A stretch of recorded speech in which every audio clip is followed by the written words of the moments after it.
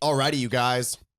We are the LGM Boys. My name is Desi, Kyle, Steven, and personally, I'm Chase. That's her name. And we're here to talk to you guys about some stuff. And he does have a microphone. All right, you guys, welcome to episode 2. Officially 2. This is the 5th episode that we've recorded. We're 2 balls deep into recording these podcasts, and I'm excited for today's topic because I think we've got a lot of built-up thoughts and pent-up thoughts boiling underneath the surface regarding what we're getting into today. And it hits close to home with all of us, and even most recently, Desi. Yeah. I'm pissed. Desi's fallen victim to this circumstance, this one trick that your doctor will hate. I don't know what that means, but yeah, we are today going to get into what for some of us has been a sensitive topic about how the LGM boys make their money for the most part. I'm sensitive right now. I'm still sensitive.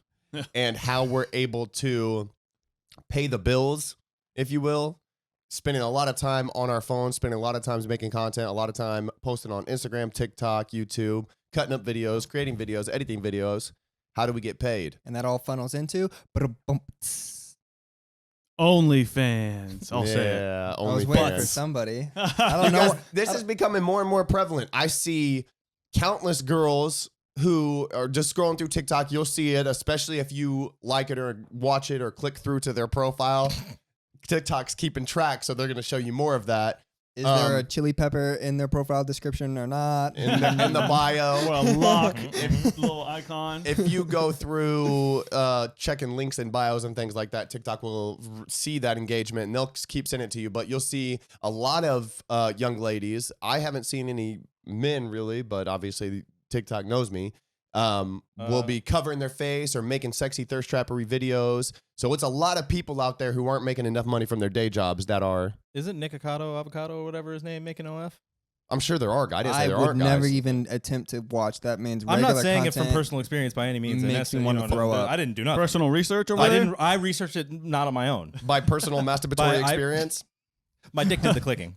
Oh, God. His dick touched it. He was like, hey, whoa. All right. No, but there's a lot of people out there. It's becoming more and more common. A lot of people out there, guaranteed somebody that you know has an OnlyFans. Whether you know it or not, you guys, on a separate topic, I was thinking about what if I start literally completely from scratch. I never show my face. I cover up, do makeup on my birthmark. And I never show my face, and I just have a brand new TikTok, brand new Instagram, brand new OnlyFans, and I start from scratch. I can do whatever I want, and I never show my face, and I just start building that up over time. Could you build that up or take the pictures and then I'll post it And for then you? I'll do it. And then And you'll I'll link it take to care of your bank everything else. account. I'll take care of everything else. Don't Dude, worry I about was thinking That about will it. build me up. Dude, I was thinking about Get starting me from tight. scratch, but I can almost guarantee you guys out there know somebody who has an OnlyFans, and whether you know they have an OnlyFans or not. Okay. Not enough people. There's too many people not making enough money at their day jobs. For the casual viewer, what is OnlyFans? For somebody who doesn't know and doesn't know what we're talking about, I highly doubt it, but what is it? It's like Pornhub, but with money. You know It's what more acceptable. It's more acceptable Pornhub. You know what OnlyFans is.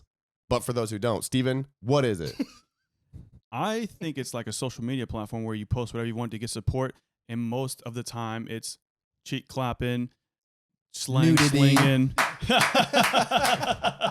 a round of applause. cheek spreading, and Dick slanging. that's what it has a reputation of. Yeah, OnlyFans definitely has a sexual connotation to it because it's a site where content creators can post sexually explicit stuff that's not banned. Whereas most sites have community guidelines specifically restricting or prohibiting nudity, sexual content, anything like that. OnlyFans, because they don't, where they do allow that stuff, that's what it's turned into. Well, it's how it started. Last year they almost banned it. They almost got rid of I don't think nudity, but like porn. You can because people fuck on there and do all kinds of stuff. They almost banned it, and the nudity had to be artistic type thing. And but that didn't happen. That got shut down because it has become what it is, and people were not letting it go. OnlyFans almost got shut down from that. OnlyFans is by and large the largest platform for content creators to post whatever content they want for the most part. Obviously, you can't post anything illegal, but sexually explicit content for example, this is exactly how we use it. We create online, we create content, TikTok, YouTube, Instagram, and we spend all of our day creating content to post on those sites. And if somebody is sexually attracted to us or wants to see more of us, obviously they're going to find a way. They're going to click through to the link. And OnlyFans has allowed us to directly monetize all the effort that we're putting in on the social media side. Viewership, Yeah, so monetizing the viewership. Whereas before, you can't make a living on TikTok. I mean, it's possible for, if you're really big and have millions and millions of followers, you might be able to make a living through brand deals and other things and sponsorships. But TikTok, the platform itself, does not pay even content creators who are making millions really enough. I mean, maybe make enough to like support yourself, but nothing above and beyond that. They do have that new program going around that people are talking about is paying really well, but paying better. It's long form content. Yeah, but it's just starting. It's not like anything now. So for the most part, it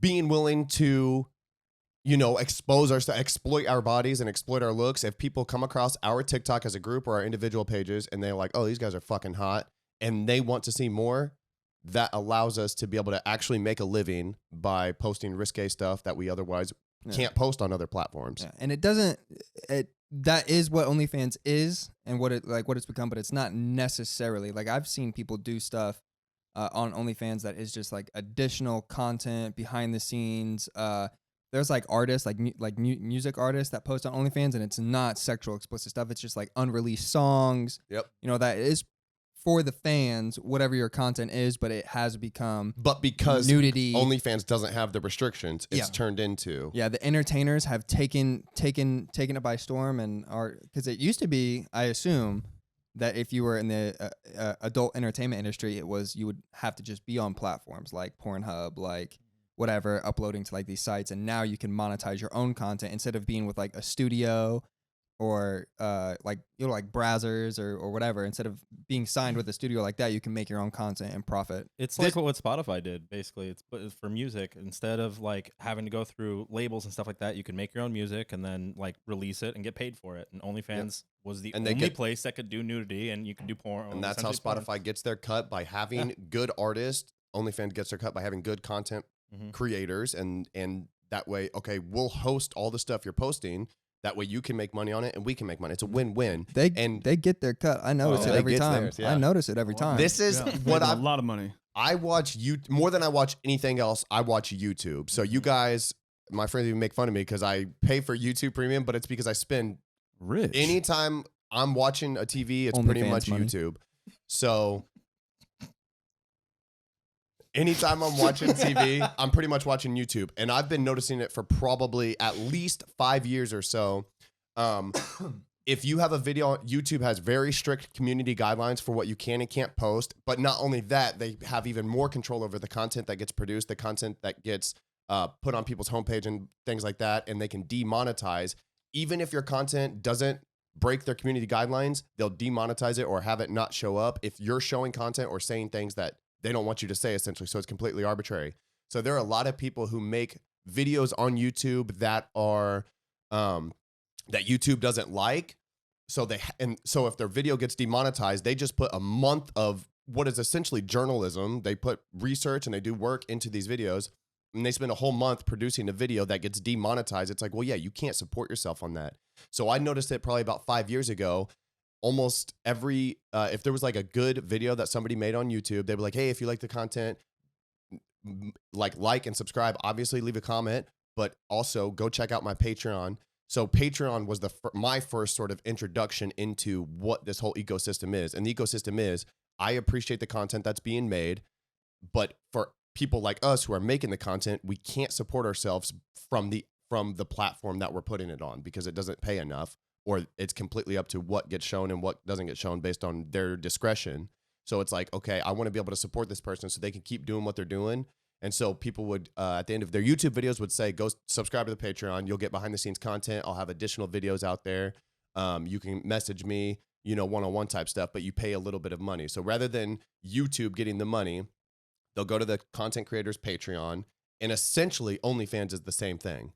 but because OnlyFans has such loose restrictions on what they'll allow, it's turned into the sexual thing that it is today. I think that's why it's going to have a stigma, though, because Patreon's already taken care of. Like, OnlyFans tried to do it and say, okay, it's not only sexual stuff. You can do whatever you want and get the support. But why would you do it if you already have Patreon that kind of does that, and they do it better? It's tier systems and all the, voting and all this stuff specifically for that. I argue not better, but yeah. Well, but I mean, like, it's already been an established player. They were definitely there first, I would assume. You're trying to compete with something that's already huge. So you have to be different, and you literally got to be those different. Relaxed guidelines are the difference. Yeah.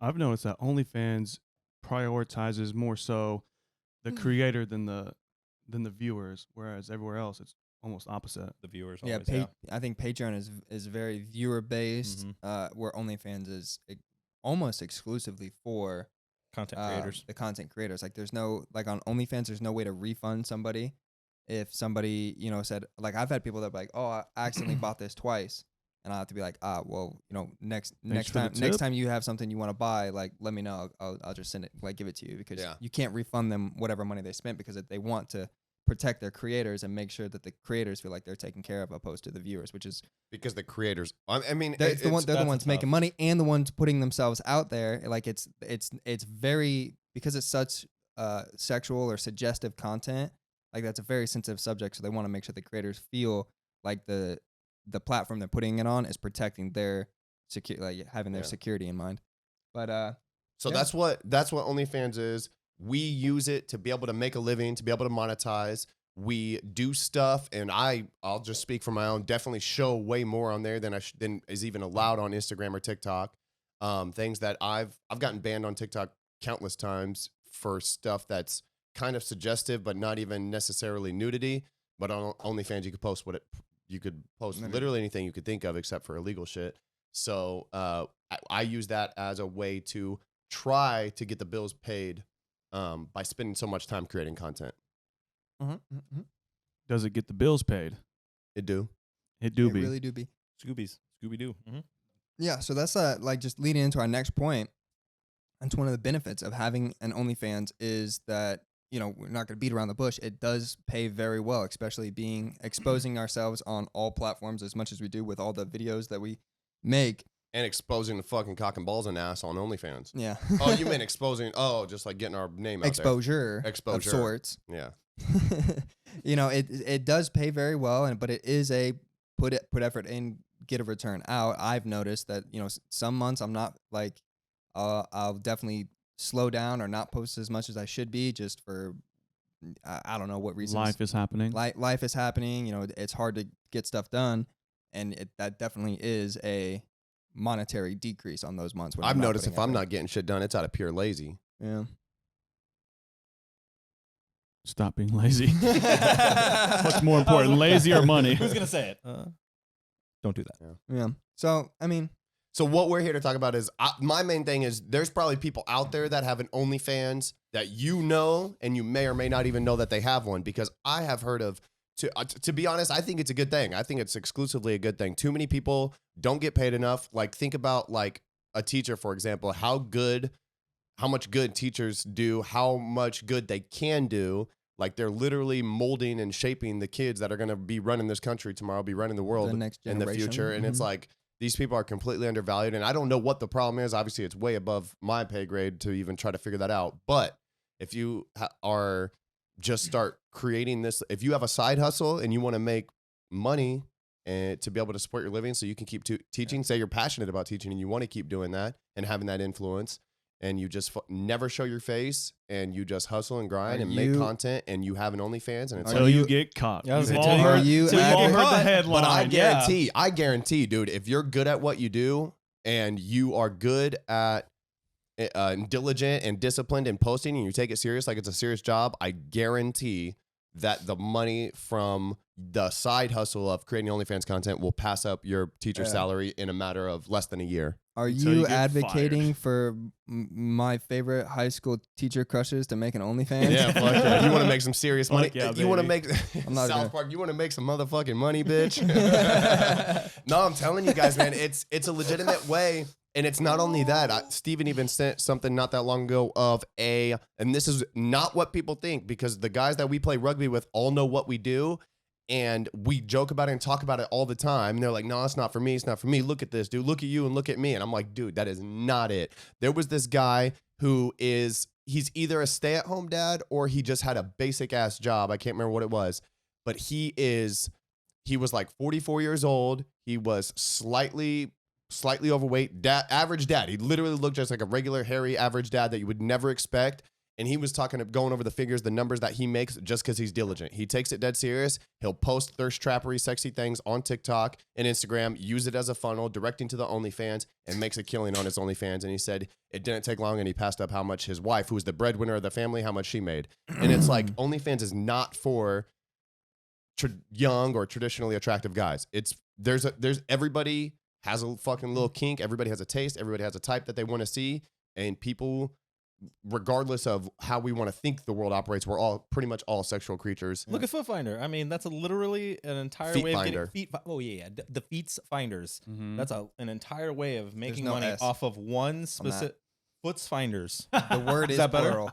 You don't need the S. Footsie Finders. He has a good idea to get across, and all of these potential clips have just been ruined by interruption. Oh, I'm thrown off by the vocabulary. So for the record, it's Feet Finder, Steven and Desi. Feet Finder is a way to make money that you can literally have one specific kink. I like Foot Finders. Mm-hmm. That's the same thing. There is somebody out there attracted to it, and I'm being for like I see. Oh, not only teachers, nurses as well, which obviously we'll get into, but they have obviously a strict code of conduct and ethical ethical guidelines, Same things that they need to certain ways they need to act. I've seen countless nurses, or I mean, they appear to be nurses, who never show their face, and they have OnlyFans, and it's like, that's fucking pathetic that you have to work so hard and do such a good job, and you don't get paid enough that you have to go make an OnlyFans, and it's like these people should be taken care of, and I am happy that there's a way for them to make money, and it can be good money if you work at it. They get theirs and we get ours. Yeah. Fair trade, right? Yeah. So Yeah, so it's not only professional, like people having like professional, what's it called, conflicts. It could also be personal conflicts. Obviously, you are out on OnlyFans. You have an OnlyFans that has a certain connotation with it, and not everybody is going to understand that hustle. It's honestly, it's definitely probably more understandable or common now. But so that's a good segue into so like both of you, well, Chase, you have a new girlfriend, but you have a daughter, and then an ex, and then you have two daughters and a baby mama. How does that having an OnlyFans play into that in your personal lives of having daughters and a family? And I mean, just what it doesn't really affect me right now. It's what could happen in the future, in my opinion. For example, if they started OnlyFans because I got one, I would not like that. That was gonna be my first question. What if in X amount of years, when it's becoming more okay, and they come back and say, "But you did it." Yeah. Why is it okay for you but not me? That's a hard lesson to try and teach when it's literally like, nope. What is that? Are you just because that is that's the thing. It's okay for you, but why would it not be okay for? I mean, I don't have a daughter, so I don't understand. I used it to get out the mud. I didn't have nothing. I was never given nothing, and I came from literally nothing, and it was just a way. Obviously, we were on the way with Let's Get Moving, but I got kids now. I need to figure out how to make money right now, and what that means, OnlyFans, and so it's got us in a good place. And I just feel like if they were to want to do OnlyFans because of me, I failed them. But I want to express to them that I support them in whatever they want to do, but I'm going to set you up to do what you want to do. For example, Aurora wants to be a paleontologist or a zookeeper or something like that. I'm going to give her everything in my power to make sure she's set up to be able to do that stuff, so she doesn't have to think twice about an OnlyFans or anything like that. But then again, on the flip side, if that's something she's passionate about or wants to pursue, I'm gonna support her in a way. I'm not gonna support it, but I'll be supportive of her. As if a that's person, what she as wants a to do. Human being, always be supportive and loving and building them up. All I want to do is just make sure they know that they're loved and cared for, and I'm happy with them. Even she if they got choose to do chronic that. asthma and cough. She ain't gonna be no paleontologist out in the dust, dog. She can't handle the dander at home, let alone a zookeeper. She's over here.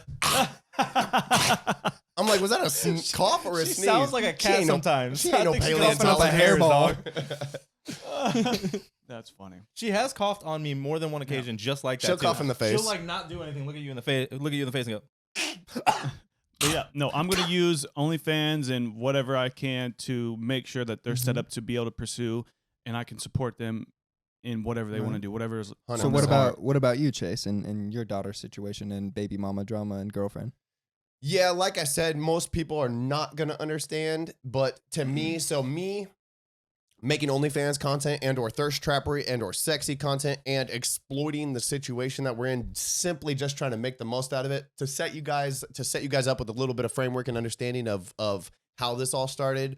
Steven, Kyle, and Desi and I, well, Steven and Kyle and I have been movers pretty much our whole entire life. Ever since we could work, even before we could work when we shouldn't have been working. Legally could work. Legally for Steven. This boy Steven was getting drug on the moves. I went on my first move when I was 12 and started becoming a regular mover. By the time I was like 14, I was out there. That was my job. On weekends, on any holiday break from school, and definitely over all summer, I was a mover. So for our whole lives, our whole working lives, we have been movers. And when I say movers, you guys, I'm talking moving furniture and boxes, moving people's belongings. And that is hard fucking work. It is unnecessarily hard work. And I mean, it's pretty good money. When you're a teenager, it's fucking damn good money. I would make way more money than I knew what to do with. $20 an hour? Yeah, I was making plus tips. Back then, especially. Yeah, as a teenager growing up in the teens, in the 2000s, I think I started moving. So I started high school in 2008. So I started moving before that even. So making like $20 an hour around that time frame is more money than I knew what to do with. I remember big balling at $20 an hour plus tips, and we were really good at our job, talking to like the customers, making them feel comfortable, happy, making them want to give us a good tip, and coming to school at $20 an hour, having more money. Friends were making, that was back, minimum wage was like $7. People working at McDonald's, like all this, I was making $7 an hour, and we're out here making 20, and I just remember just balling out all the time. And when we say balling out, it's just like little stuff, in the context. So we have been working very hard, physical labor for our whole life. And in 2015, we started a moving company called Let's Get Moving. Obviously, Let's Get Moving right here. And we ran that company for the ground. 7 years. What's up? Straight into the ground. So anybody who's ever started a small business, it's still primarily whatever the business is, you're doing that. That is still your profession. Of course, we're trying to build a business and do stuff, but we were still movers throughout the first 4 or 5 years of that being in business until very recently. We were all still out in the field and going on moves, driving the truck, loading the truck, managing the crews, doing all of that, actually going on moves. So even once we started our own company, we're still out there movers.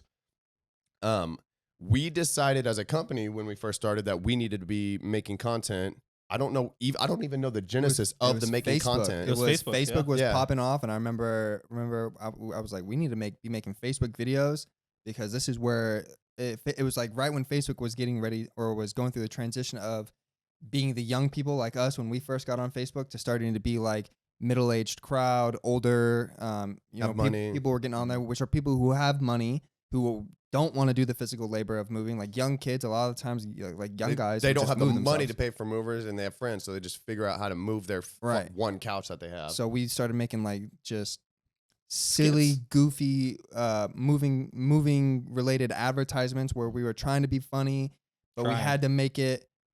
We couldn't be. We would tie it back to moving. Right. It would always have an air of like not necessarily professionalism, but it would definitely be all safe for work. Anything you could show your grandma.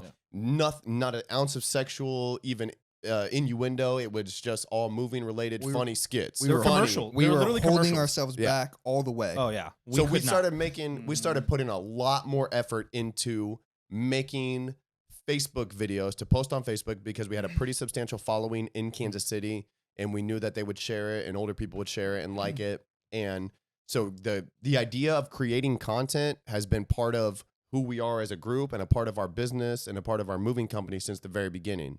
that naturally transitioned once TikTok came along. Long story short, just started making some TikToks. We had a little bit of luck in regards to one got thrown together and popped off and went a little viral. And we were like, well, that was, hold on. We had the first, our original, I guess it's the same page, but our original name on TikTok was Lertgart Mervin. Lertgart Mervin. Ew. Because we wanted to be able to make content that we actually wanted to make, being our true idiotic, stupid, like kind of sexual innuendo selves, and not have it like tied to the moving company. And we had that, and then we just started gaining traction. Had a lucky video pop off, and then started gaining traction, and people were liking it, and we started seeing people call from TikTok and start booking moves, and we're like, oh, we can just be ourselves. We can get business making videos that we want to make and being ourselves and the kind of humor and the way that we want to act. And so we've been sending it ever since. Yeah. So we started making TikToks, had a little bit of luck with one popping off, and realized that we could gain attention and notoriety by just being ourselves, which led to more and more TikToks, which led to us being worked out kind of nicely. We're burned out running a small business. We were making very little money for profit-wise. Very little money profit-wise for a lot of hard work. None of us were really excelling. We were all like individually like trying to look at different options and work on different stuff, because the moving company was not cutting it no matter how much hard work we put in. We were definitely growing and heading in the right direction, but like Steven said, it was a lot of hard work for tiny amounts of growth with a lot of input and a lot of like direct hands-on sort of running. Because we never paid ourselves. Everything we made went back into the company. Yeah. That's why it got so big, because we could have easily have taken all of what we made. Yeah, they got our easily. We also paid a lot of guys well. Yeah. We still support guys to this day for years. Yeah. So I think our biggest downfall in business was we were too kind. We weren't business oriented enough. We just wanted everybody to making a lot of money, so we were paying well above industry standard, and which is good for the guys, but it's not good for the business. It's not good for a company. Yeah. Which was fine. It's just we wanted to be living more comfortably, which I think is fair for the amount of effort that we put in. But it good karma us into now. So yeah. So long story short, it was a natural transition for us to make from us making Facebook videos for a moving company into, okay, let's just keep creating content. We're gonna try to cultivate and harvest this a little bit of attention that we got kind of lucky with, even though we had been putting in the legwork. We did kind of get lucky. Let's ride this wave. Keep making content. Let's focus on making content and see what we can do with it. The best, fastest, most reasonable way to monetize the attention that we were getting on TikTok and Instagram was OnlyFans. It was a fucking natural way we're working really, really fucking hard to barely make ends meet. Like I'm talking struggling to pay bills type, barely make ends meet, to, okay, let's pivot. Let's focus on making all the content. We start OnlyFans, which Steven was the first one to do it. We start OnlyFans. That way we can individually directly capitalize on all this effort that we're putting into making social media content. And that happened naturally. We didn't even have to figure that out. It's just the people, I don't want to say push us. Yeah. Well, the TikTok that went big was all about bulge. It was about a bulge. It was about Oh yeah, a bulge. That is the TikTok that popped off was about my bulge on the back of the truck, which none of us had ever. I'm not gonna lie, we didn't even notice. None of us had ever even noticed. I took the photo. We assumed it was my bulge, and it was not. This was a picture that is 8 feet. The truck's 8 feet wide, so 8 feet by roughly 10 feet. No. And it's a big ass picture that is on the back door of the moving truck, like that you open up to load up. We were pretty much life size on this picture. Yeah. So and this lady called and was asking about who is that man on the back of y'all's truck, and we're like, which one? Bulge. And she said the one with the massive bulge, and that TikTok popped off, and it was fucking hilarious, and it was my bulge, and we're like, number. I was like, oh, we can make fucking TikToks, sexual funny shit, and we were wearing these shorts, and then that's where shit went downhill fast, and by downhill I mean uphill funny good. Is there are countless moving related sexual innuendos regarding taking loads, giving loads, packing boxes, carrying packages, coming through the back door, mud, working through the bushes to get access to the back door, countless things you can think of, which we would just be. I remember how it happened. We were in the truck together, me, Steven, and Kyle, and they said we said something about, yeah, we're taking this load down to Texas, whatever.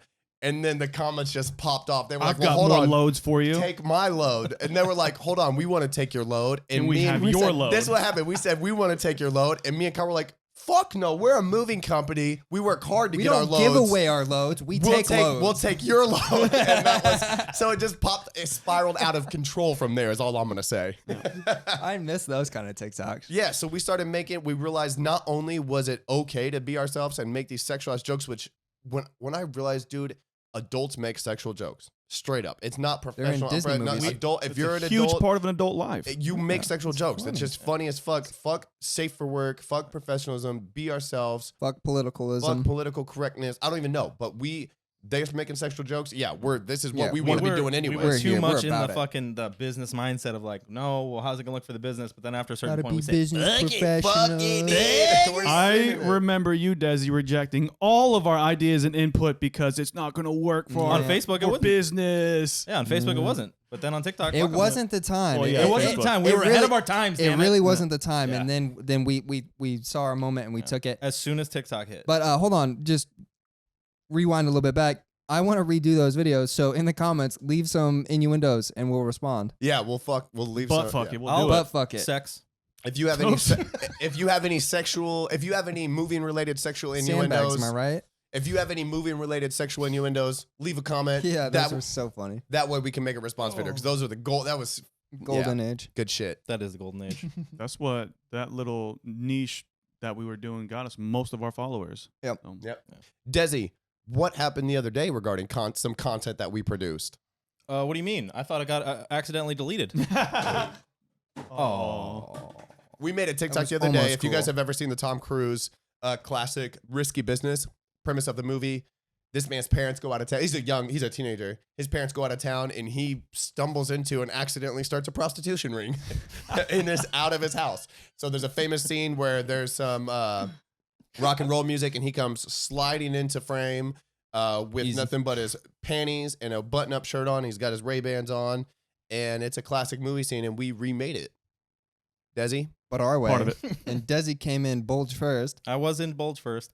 I don't know. See, this is where it gets kind of tough because the way I see things and the way she see things are obviously hold on. They different. don't know what she is. My Wi-Fi. Mm-hmm.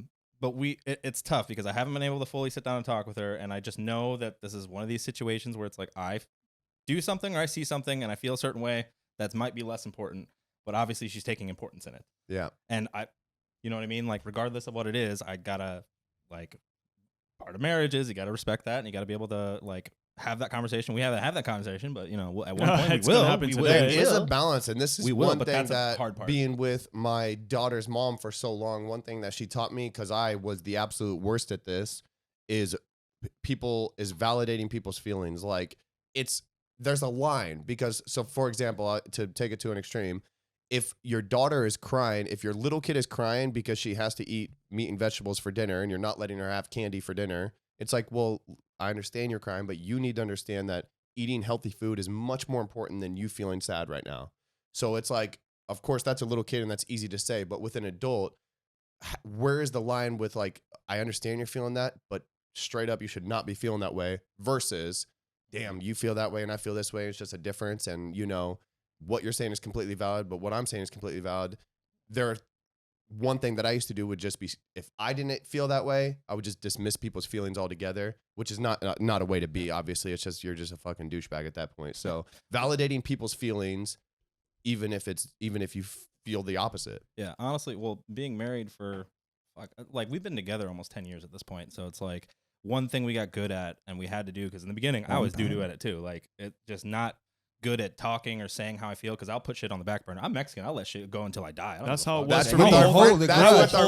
with our friendship too. Yeah, Desi. I will hold on. Desi, it's been the same thing with our friendship and with obviously with your wife too. You have to force it out of you because you'll just keep that shit to yourself. Yeah. Well, that's one thing that's had to change. But when we talk now, that's the conversation is validating the other person's feelings, me getting how I feel, and then is there either a compromise or it was one of us straight up can we get on the same page somewhere? Yeah. Because there are lots of things that it's you're We're not even going to in be the on same book. Yeah, for real though. But Sometimes you're not though. That's the fucking hard part. Well, hold on, because I struggled with that same thing in the beginning and today. Huh? And still. Do what now? What did you say? I struggle with the same thing. Exactly. Well, I mean, a little different with you though. I don't know. I do. I say mean, you fist fight. Me and Hinley do the same thing. I mean, for the OnlyFans thing, she's way cool about it. She's super supportive. Does not care. Does not like. I don't even know what to call it. Like snoop. She doesn't go through my OnlyFans to see because she TF out of you. Yeah, just doesn't care. And I even told her, I was like, if you ever feel any type of way, just talk about it. Pick up do that, or pick up my phone and go through my OnlyFans stuff. Like I don't care. I understand because it's a very fine line of like trust and stuff there. And if you just want to go through it, I have no problem with that, and I won't feel any type of way about it. And so far, I don't think she even what makes that even extra cool is the fact that you will receive unsolicited nudies from girl, guy, animal, it don't matter. Yeah. Animal. And the fact that she trusts you with that just makes it that much more special. What it is because if you think about it historically, traditionally, anything sexual related, anything involving that aspect of who we are as people is only shared with one person. You know what I mean? Or it's like select few. Or yeah, it's like you are with when you decide that you're going to be with somebody. It's like that's the person who gets this aspect of who you are, which is this sexual aspect.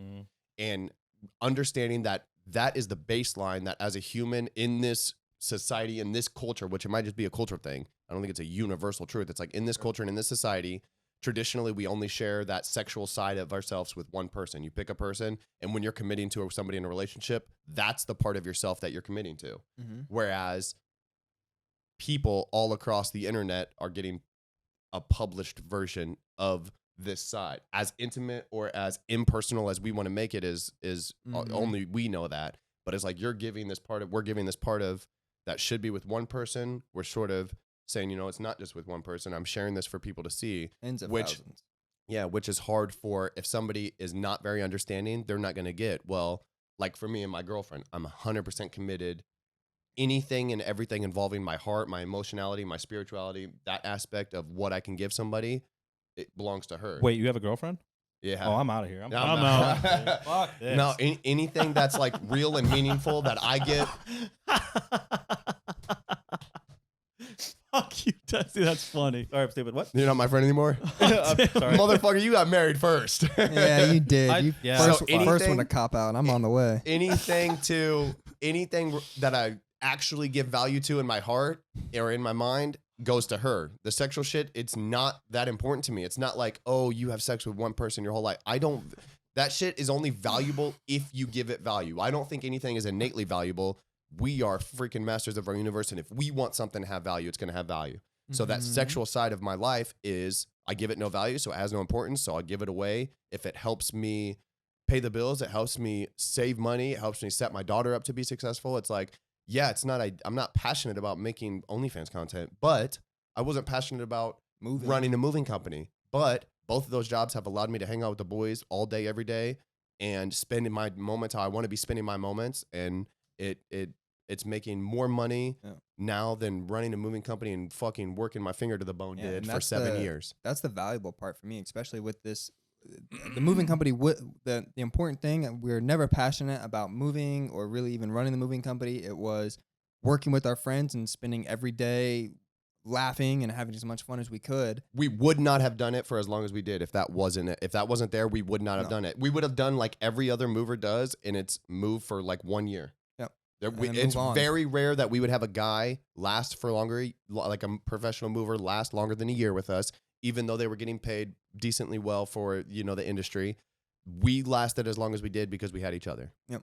And so like that transitioning into what it is now is we are, like tomorrow isn't guaranteed. So us hanging out every single day, having fun, laughing, doing that is way more important. And I personally put way more value on that than showing any side of, sexual side on the internet for me personally. And I don't even get like on my OnlyFans, I don't get super crazy. I just post what I'm comfortable posting. And, I've slowly been getting more and more comfortable with things. And so whip it out, pussy. Who knows where that's going to go? I mean, I never once in my life thought I'd be here making Right. making OnlyFans content. So who knows where that's gonna go, where that's gonna lead up. New possibilities and So, like, opportunities are coming up every single day. Yeah. And hopefully if we continue to keep creating content, we can just like how doing what we've done so far has led to a certain amount of opportunities. Keep doing what we're doing. Hopefully will lead to more opportunities. We're actually going up to New York to see our manager, Joe, and collaborate with some people and explore even more options of ways to make money, whether that's, modeling, acting, things like that. Because I'm a talentless hack. So if my good looks aren't carrying the weight, I'm fucked. So I need something that is just a still picture like this. Well, this is also his talent right here. Like this. No, you're doing your talent right now. Yeah, your mouth. You remember?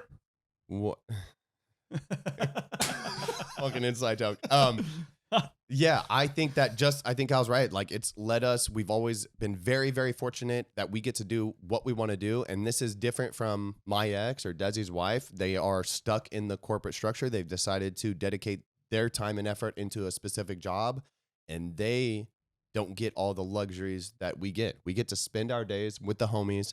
Last Monday, you guys, we came here into this office and we got absolute cock for shaft for taint done, which is literally nothing, zero. Literally piss all. We got piss off for tits done. Seriously pissed on my chest done for work. Literally nothing done for work.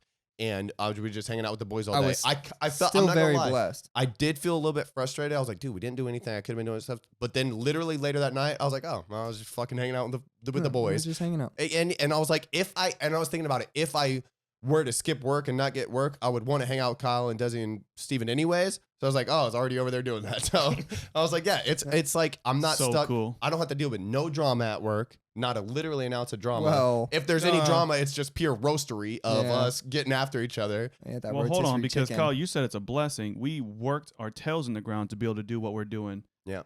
This was the, mine, I don't know about you guys. My goal was to just be with the friends and work with the friends. Well, I mean, it stems from all the way from the beginning of meeting each other, of being on the same wavelength of how we operate as friends, and it starts all the way back then. It's a blessing that we've been able to find each other in this life and be friends, and then be able to. I have other friends outside of you guys, and I can't hang out with them every single day. You don't have Just friends. why you guys don't. That's why you guys don't know who they are. That's his 9 to midnight friends. Excuse me, 5 to 9 friends. These are my 9 to 5 friends, and then I have my 5 to 9. My 5 to 9 evening friends. Yeah, I remember even at the moving company, towards the beginning of the moving company, we're all working together. At the end of the moving company, I was in the office or on a different crew. You guys were all on different crews. We weren't even working together, and we were like, I'm fucking over this, dude. I'm over here working with these 3 yahoos, and I got nothing, and I'm trying to work with you guys. Yeah. It was I remember at the end of the moving company, I was like, this is stupid. Hindsight, I would have much rather we do one truck a day, and it's just us, and we're just we goofing pay off, ourselves like fun. $75 an hour each. Yeah. That'd be fucking tight. Yep. Would you guys do that again for a TV show? Yeah, fuck yeah. In a heartbeat, dude. We get to when I think about going on a move, I remember the content. It seems so dumb to go on a move and you're hot and you're sweating, you're miserable. But dude, I just need to think back to all our best memories. I'm drenched and dirty and filthy, and it's just good, nothing but good memories. Dicking with customers, literally. These people are stressed, worried. We're just dragging them into our shit because we're not stopping. We're out there for 12 hours, loading the truck, messing around. We don't having so much stop fun. for one break to not mess around. I've had customers literally come up to me after like the move's over, crying, good tears, crying, thanking us for one, doing a good job, and two, being so fun and so inviting, and then turning a stressful situation into like one of the best experiences they've ever bare had. minimum, you would think, oh, good movers are gonna make like a day that is very fucking hard that they're not trying to deal with, which is moving day, into a day like, yeah, that was fine. We would go way the fuck past that. It would be a day they're like, fuck, these guys are tight to hang out with. They would give us a good tip. They would like, I've had countless relationships with people that I just met on a move where they'll hit me up or I'll hit them up. They're like, hey, I got this person I want to introduce you to. Like, we'll tell them about like our little adventure and what we're trying to do with our lives. And we just be real human beings with them. And it's led to opening doors and connections. And they enjoyed moving day. Not only did that we make it okay, they fucking enjoyed us being there and getting to spend that day, that little stressful time with them.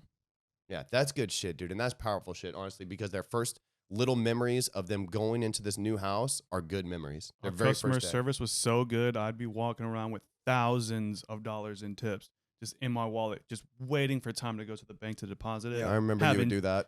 $10,000+ in tips at the end of a summer and stuff. I would sneak an extra 20 out every now and then. My wallet would be just I fat do with remember. tips. And you lost your wallet so frequently, it always gave me a mini heart attack with you carrying around that much money. Well, I would find it a majority of the time. I've only ever lost like $500 once. Yeah. Which the wallet was recovered. It was in a Lowe's parking lot, but the money wasn't in it. How convenient. It ran away. Yeah. I'm just trying to think about what I would do in that situation. I probably. We're talking about me now. We talking about me Back then, eight years cry. ago. Hood rat. Oh, I'm talking about if I would take the money or not. Is what I'm. Oh, talking okay. about. Yeah. Oh, so Hey, I did found happen- your wallet, Hood. It came with the finder's fee, but I got it here for you. I had somebody. I lost my wallet in a bar one time, and I think I had like $200 or $300 in it, and there was a hole in my pocket. It literally had just fallen out, and somebody came up to me. There should be a hole in your pocket. That's how you put stuff in it. A hole in the Pouch. flap of the pocket. The front. What is We're that saying the piece same called? thing. What is that piece called? No, let's get into the semantics. How big is Anyways, the hole? This guy comes Yeah, up to me and big he was like, enough. "Hey man, is this your wallet?" And I was like, "Oh, appreciate. I was just looking for that." And he was like, "There was no money in there when I found it, but I found it on the ground." So And he I did. Check. I said, Oh, he knew. That boy got $300. I that was night. like, "Damn, at least I checked all my cards were in there. I lost $300, and Rat. I was still pissed, but I was just like, whatever. I don't have to deal with like getting a new license, and like I had more money on my cards and credit cards and like all this other Rich. stuff. So whatever. This guy swiped me for like $300, but Yeah. Those are the days of yesteryear. yeah.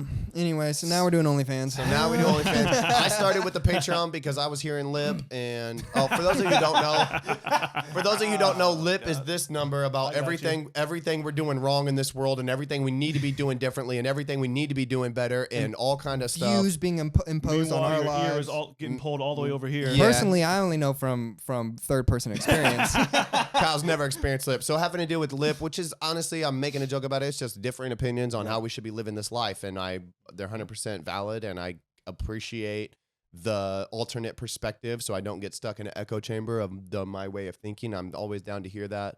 But In hindsight, they were wrong.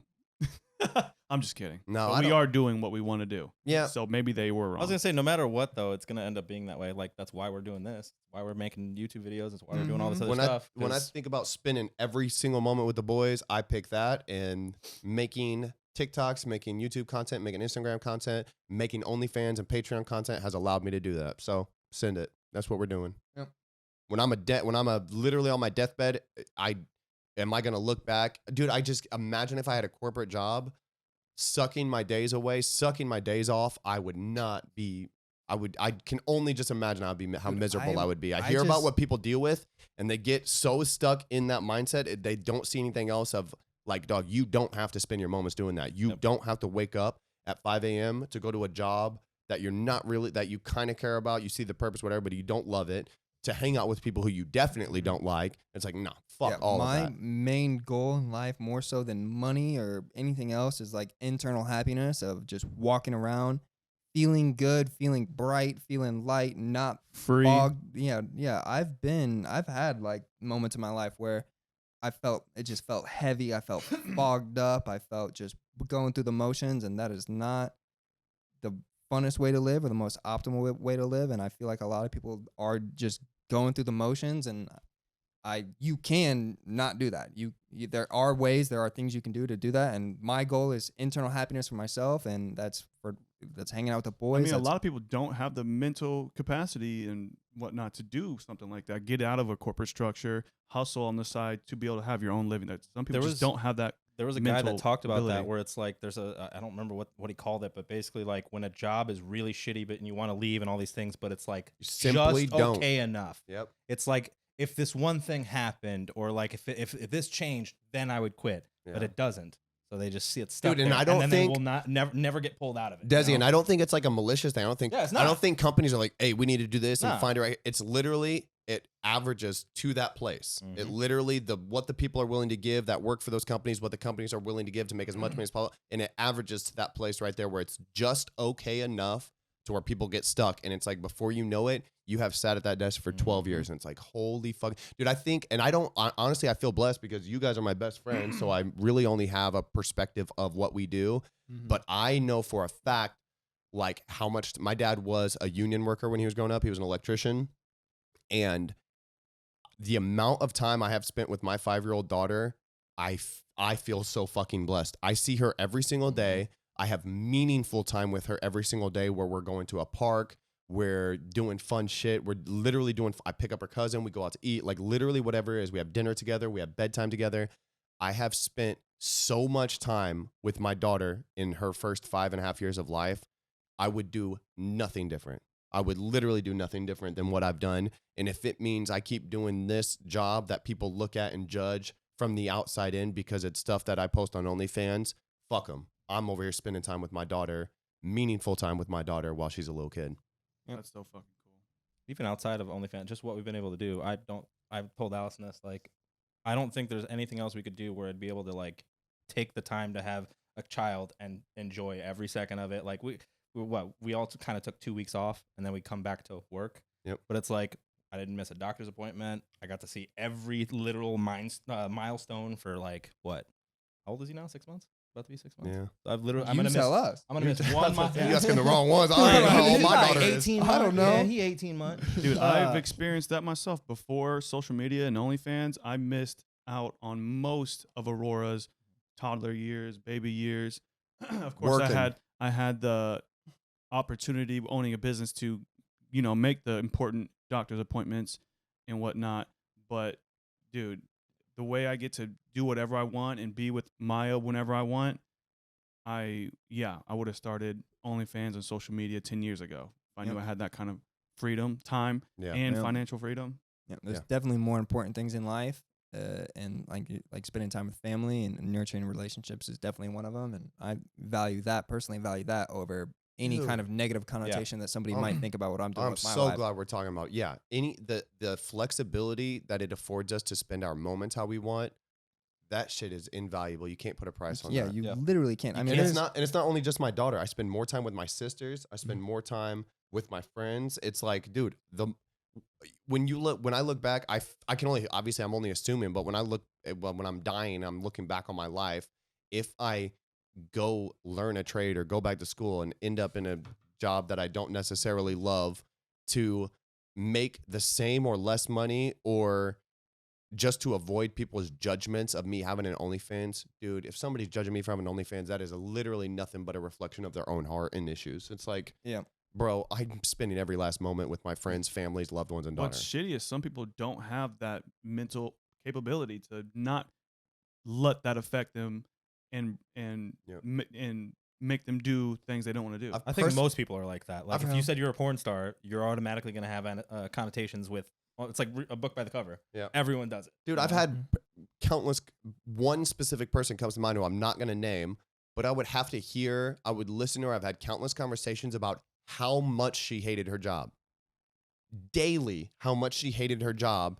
And she worked there and dedicated her years to a large company because she's just simply waiting for retirement. And I'm like, and this is a person who judges me a lot. And it's like, you have fucking dick for all figured out and you're passing judgments on me. Yeah. Fuck that. That is the most asinine thing I've ever heard in my life, that you are not knowingly miserable at a job for so many years, literally talking shit on all your coworkers that you hate. You go there every single day to sit at a cubicle that you hate to judge me for what I'm doing. What in the actual confused are you? Yeah, piss right off whoever you are. I try and not judge other people as much as I can, but I think it's kind of like human nature. You do a little bit, and I'm not perfect, but my main thing is I'm trying to get my house in order. Not my physical house, but also like my heart inside. Before, like, how can you judge people when you don't have shit figured out in your own life? Like, you know how rich and famous people seem crazy? Mm-hmm. I think it's because it's like, what's it called? Some psychologist hierarchy of needs. Mm-hmm. It's like, dude, if you're hungry or thirsty or need shelter, that is 100% of your thoughts. Yep. You are only focused on finding food, water, and shelter. Okay, once all those needs are met and you have food security and you have shelter security, it's like, okay, I can start thinking about this stuff. Like if you're rich and famous and you've never worried about money, I feel like they seem off the rails to the average person is because they are not spending an ounce of thought worrying about anything other than high level high level, like metaphysical type shit. There's not a burden or a constraint of this physical world. They're literally on cloud 9, worried about other stuff. So they come off as crazy. I think what you're talking about, Kyle, is like our needs are met. We're not worried about paying our bills. So we have so much time to dedicate to being reflective, being introspective. And that's a luxury. Creative. That's 100% a blessed luxury of we get to live our life worrying about these type of things of, okay, I want to be a better person. I want to be more fulfilling to society, to my family, like my role in each of my relationships. I want to be the best I could possibly be.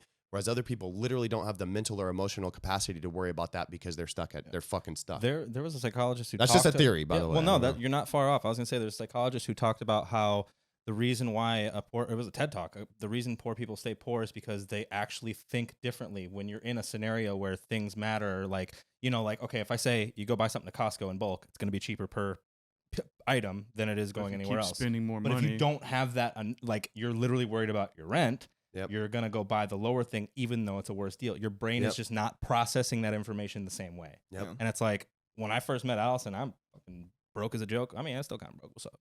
But but no, like when I first met her, the one thing that tripped me out is like her family and how they act with money is so fucking different. Yep. Like we were always paycheck to paycheck. It was more like if your bills are paid for that month, you're golden. That was a good month. Good month. Yeah, you're like, oh, I got $20. Good.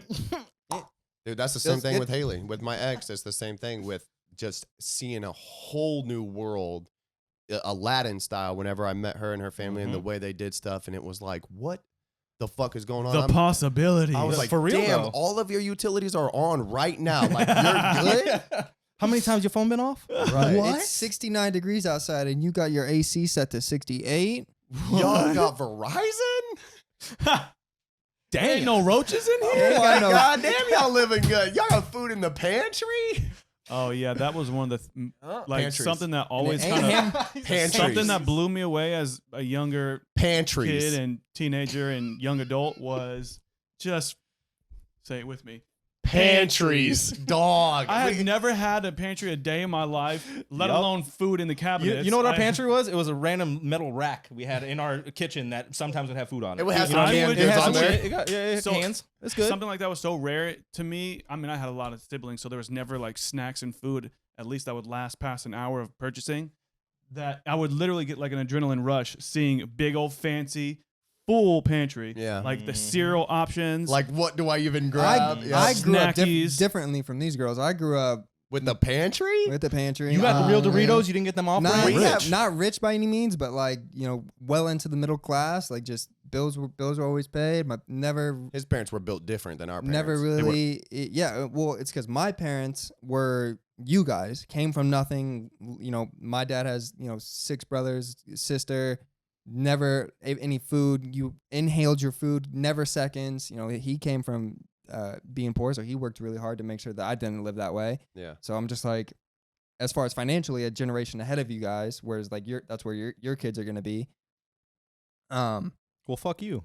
Yeah. But like I spent a Beach. lot of time with you guys, spent a lot of time over at Steven's, spent a lot of time over at Joey's house, and just remember not having food. Not that it counts, but just seeing the way that you guys, it's a perspective thing. Seeing the ways that you guys grew up, the way I grew up, and that's definitely like altered my mind state of how I operate. Is kind of seeing both sides and operating from there. And It's so ingrained in my hood rat nature that I even just within the past couple years wanted to start a little segment or a little